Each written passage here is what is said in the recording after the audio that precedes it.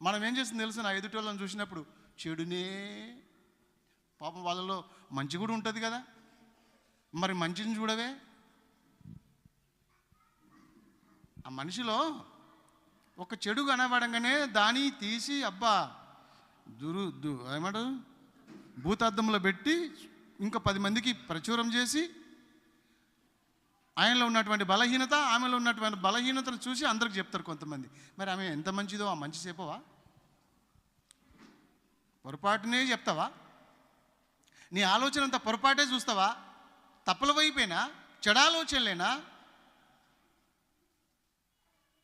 ఎప్పుడు మనం మంచి ఆలోచించాలి, ఎదుటి వారిలో మంచి చూడాలి కానీ చెడు చూడొద్దు. స్తోత్రం చెప్పండి. వాళ్ళలో చెడు ఉన్నప్పటికీ అది మనం చూడొద్దు, మంచిని చూడాలి, మంచి ఆలోచన చేయాలి. అదే మనకు మంచిది. మన మైండ్ మంచితో నింపబడాలి, మన హృదయము మంచితనముతో నింపబడాలి. వెలుగు ఫలము సమస్త విధములైన మంచితనం.